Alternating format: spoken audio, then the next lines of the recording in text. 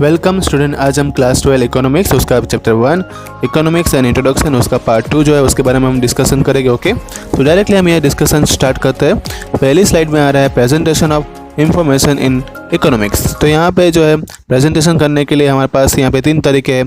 पहले हम descriptive manner, मतलब कि हम पूरा डिस्क्रिप्शन जो लिखा होगा उसको हम देखेंगे, उसको समझेंगे। दूसरा है कि by the way of data table, हम सभी का एनालाइज करेंगे, सर्वे करेंगे और टेबल बनाएंगे। और तीसरा है उसको जो ग्राफ बना के, उस डायग्राम बना के, डबल बार ग्राफ है, पाई चार्ट है, उसको बना के हम उसकी स्टडी करेंगे। नेक्स्ट स्लाइड में आ रहा है इंपॉर्टेंस ऑफ स्टैटिस्टिकल इंफॉर्मेशन। तो उसमें पहला पॉइंट है स्टैटिस्टिकल इंफॉर्मेशन सपोर्ट और कन्फर्म प्रिंसिपल, मतलब कि यहाँ पे जो भी हम यहाँ पे सर्वे करने वाले हैं और इससे स्टैटिस्टिकल इंफॉर्मेशन लेने वाले हैं, उसी से क्या पता चलेगा। तो पहले तो फिलोसफी जो इकोनॉमिक्स की रहेगी, observe the human behaviour and scientific tool in economics establish the principle and theory, मतलब कि जो इकोनॉमिक्स की फिलोसफी है वो इंसान का जो है बिहेवियर, मतलब कि उसका बर्ताव कैसा रहने वाला है लोगों के सामने, और साइंटिफिक टूल जो है वो इकोनॉमिक्स के अंदर जितनी थियरी है या तो प्रिंसिपल है उसको इस्टेब्लिश, मतलब कि लोगों के सामने जो है लोग कैसे उसको एक्सेप्ट करना है, कैसे फॉलो करना है और उसका इस्टेब्लिशमेंट कैसे करना है समाज में, वो सिखाता है।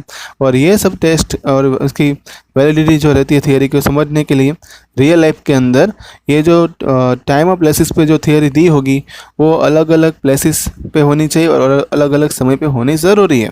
मतलब कि हर जगह पे ये थियरी अप्लाई नहीं होती है, कहीं कहीं पे समय जो है वो अलग रहेगा या तो कहीं कहीं पे प्लेसेस अलग रहेंगे। और हर उसी के ऊपर जो हम फ्यूचर में अनुमान करने वाले हैं वो भी सर्वे या तो रिकॉर्ड जो रहेगा उसी के ऊपर वो होता है। जैसे कि तूफान आने वाला है, उसका अनुमान हम करते हैं साल में, तो पहले सर्वे किया जाता है कि कहाँ से जो है उसका सेंटर पॉइंट है और किसकी ओर वो आगे बढ़ रहा है। तो उसी के ऊपर हम कह सकते हैं भाई यहाँ तो तूफान या तो बारिश जो है वो आने वाली है। नेक्स्ट स्लाइड में आ रहा है दूसरा point, give an idea about the changing trend of the economic parameter. जैसे हमें इकोनॉमिक डेटा पता चलता है, हम उससे डायरेक्शन या तो मैग्नीट्यूड जो रहता है इकोनॉमिक पैरामीटर चेंज होने का वो फाइंड कर सकते हैं। यहाँ पे उसके एग्जांपल बताए हुए हैं। अगर हमें सेल्स रेवेन्यू जो है पर्टिकुलर फर्म का या तो कंपनी का कैसे बदल रहा है अगर वो पता चल जाए, तो हम वहाँ पे जो एम्प्लॉयमेंट का ट्रेंड है उस कंट्री के अंदर वो जान सकते हैं। हम ये भी जान सकते हैं कि जो प्रोडक्शन हो रहा है उसका ट्रेंड किस तरफ जा रहा है, और या तो फिर दूसरे सेक्टर में उस मतलब कि दूसरे कंट्री के सेक्टर में, दूसरे कंट्री की इकोनॉमी में उसका क्या फ़ायदा होने वाला है। ये सब कुछ हम जो है वो सेल्स रेवेन्यू का कंसेप्ट समझकर जान सकते हैं। नेक्स्ट स्लाइड में आ रहा है to make the comparative study easy, मतलब कि हमें यहाँ पे अप्रोप्रिएट स्टैटिस्टिकल डेटा मिलता है तो हमें कंपैरिजन जो है पैरामीटर की over the different time period across the region और अक्रॉस द नेशन हम कर सकते हैं। मतलब कि 2 नेशन के बीच में सर्वे करके उसके बारे में बता सकते हैं कि कौन सा कंट्री जो है वो ज़्यादा ग्रोथ कर रहा है, कौन सा कम कर रहा है। तो ऐसे कंपेरेटिव स्टडी में इकोनॉमिक्स का डेटा काम आता है। नेक्स्ट है उसमें fourth point, to make the precise presentation of fact. कभी कभी जो है हम समटाइम्स, मतलब यहाँ पे लिखा हुआ है कि इकोनॉमिक पैरामीटर जो है उसको रिप्रेजेंट करना है हमें क्लियरली, तो हम यहाँ पे उसका डेटा और ग्राफ बना के कर सकते हैं। यहाँ पे ग्राफ जो है वो इन्फ्लेशन, एग्रीकल्चर प्रोडक्शन और रीजनल डिस्पैरिटी इन इनकम जो है उसी के ऊपर वो ट्रेंड का क्लियर पिक्चर हमें बताएगा, मतलब क्लियर पिक्चर शो करेगा। उससे हम जो है डिसीजन सर्वे जो है हमने किया होगा उसके बारे में कंक्लूजन निकाल पाएंगे, उसका रिजल्ट जो है वो लोगों के सामने लेके आ पाएंगे। नेक्स्ट स्लाइड में है some requisite aspect in collecting statistical information and presenting it in a diagram or graph or chart. यहाँ पे उसके पॉइंट दिए हैं 3, उसके बारे में बात करेंगे कि हम जो भी यहाँ पे डेटा कलेक्ट करते हैं उसमें उसका सोर्स कैसा रहने वाला है। उसके ऊपर पहला पॉइंट दिया है, तो सोर्स ऑफ इंफॉर्मेशन डेटा, जहाँ से हम डेटा जो कलेक्ट करते हो उसका सोर्स हो गया। तो सोर्स जो ऑफ डेटा जो है वो रिलायबल होना चाहिए, मतलब भरोसे के लायक होना चाहिए। और दूसरा है कि वो यूनिवर्सली एक्सेप्टेड भी होना चाहिए, जिससे हमें टू इंश्योर द एक्यूरेसी, मतलब हमें उससे एक्यूरेसी जो है निकाल पाए, हम उससे कंक्लूजन या डिसीजन जो ले मार्केट में वो सही होना चाहिए। दूसरा पॉइंट यहाँ पे दिया है clarity regarding the dependent and independent variable.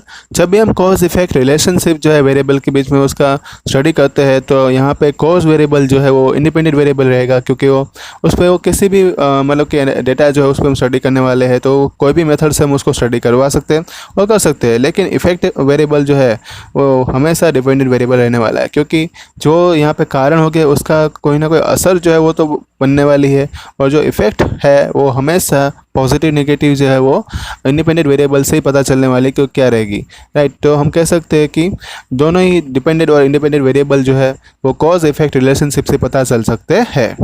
Next उसमें दिया है selecting the appropriate scale to obtain the systematic graph with clarity and appropriate size. Proper scale must be taken on both axis. मतलब कि हमें अगर क्लियरली सब कुछ देखना है तो उसका ग्राफ जो हमने बनाया होगा उसमें स्केल आपको अप्रोप्रिएट लेना है। कभी स्केल हो ज़्यादा इतना भी नहीं हो जाना चाहिए कि पेपर के बाहर चला जाए, या वो इतना भी छोटा नहीं होना चाहिए कि वो दिखाई ना दे। मतलब हमें अप्रोप्रिएट स्केल लेके उसकी स्टडी करनी है। नेक्स्ट स्लाइड में आ रहा है some other types of chart, graph and diagram used in frequently in economics. मतलब कि यहाँ पे कौन कौन से टाइप के ग्राफ यूज़ होते हैं और डायग्राम यूज़ होते हैं। तो यहाँ पे 3 तरह के यूज़ होते हैं। एक रहता है बार डायग्राम, दूसरा रहता है ग्रुप बार डायग्राम और तीसरा रहता है पाई डायग्राम। ठीक है, उसमें से तुमने तीनों की स्टडी मोस्टली कर ली है, हम यहाँ पे रिवाइज करेंगे। नेक्स्ट स्लाइड में आ रहा है पहले बार डायग्राम। तो बार डायग्राम जो है उसको हम यहाँ पे क्या बोलते हैं, बार ग्राफ भी बोलते हैं, और which represent the group data with a rectangular bar with a length proportional to the value which they represent।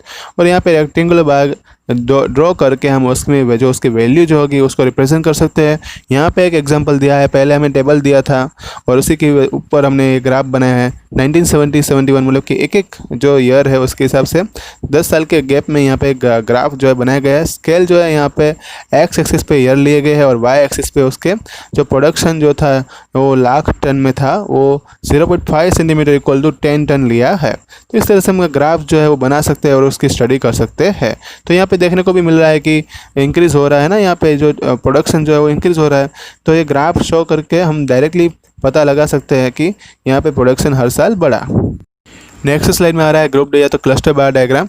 ये जो है एक डिपेंडेंट वेरिएबल जब उसका ग्रुप ज़्यादा बनता है, मतलब एक से ज़्यादा होते हैं, तब ऐसे डायग्राम ड्रॉ किए जाते हैं। अगर हमें लिटरेसी रेट जो है गुजरात का अगर हमें मानो कि फाइंड आउट करना है तो हमें पहले मेल का हम उसका स्टडी करेंगे, फीमेल का करेंगे, फिर दोनों का टोटल करेंगे, और तीनों कैटेगरी के लिए अगर हमें डायग्राम बनाना है तो हम यहाँ पे बना सकते हैं।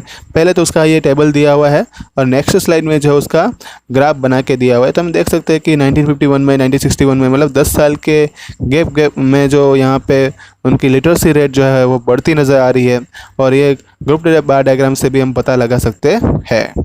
नेक्स्ट स्लाइड में आ रहा है पाई डायग्राम। तो पाई diagram is a circular statistical graph. उसमें हम जो इंफॉर्मेशन रहता है न्यूमेरिकल उसको हम सेक्टर में कन्वर्ट करते हैं और फिर उसको डिग्री में कन्वर्ट करते हैं और एक सर्कल बनता है। यहाँ पे जो है सेक्टर इज फॉर्मेट, मतलब कि सेक्टर जो है यहाँ पे बनता है वो डिग्री में रहेगा, और यहाँ पे इंडिया के जो अलग अलग सेक्टर है उसमें से जो इनकम आती है उसका एक ग्राफ बना के दिया है। तो एग्रीकल्चर, इंडस्ट्री और सर्विस सेक्टर जो है उसकी इनकम है वो परसेंटेज में है, लेकिन अगर उसको हमें ग्राफ में बनाना है तो पहले हमें डिग्री में कन्वर्ट करना पड़ेगा और फिर ये ग्राफ बन जाएगा। मैं आपको फिर से याद दिला देता हूँ कि क्लास 6 की जो मैथ्स की बुक थी उसमें पहला चैप्टर जो है पाई चार्ट ही है, तो उसमें आपको पाई चार्ट कैसे बनाना है वो सिखाया गया था। तो अभी आपको कोई डाउट है तो मुझे यहाँ पे बता सकते हैं। और इसी के साथ ये पार्ट 2 जो है ख़त्म होता है। पार्ट 3 जो है आपको जल्दी नोटिफाई किया जाएगा। अगर आपको कोई डाउट है, जैसे कि यहाँ पे पाई चार्ट के बारे में था, बार ग्राफ था, डबल बार ग्राफ था, तो इसका आपको डिस्क्रिप्शन जो है लिखना पड़ेगा, उसका कंक्लूजन भी लिखने पड़ेंगे, ठीक है। तो उसकी प्रैक्टिस भी करनी पड़ेगी। ऐसा नहीं कि ये शॉर्ट टर्म डिस्क्रिप्शन है, बुक जो है वो बताती है, लेकिन उसका आपको एप्लीकेशन जो है वो एग्जामिनेशन पॉइंट ऑफ व्यू से आपको समझना पड़ेगा। ओके, तो बस रिवाइज करते रहना। Thank you all.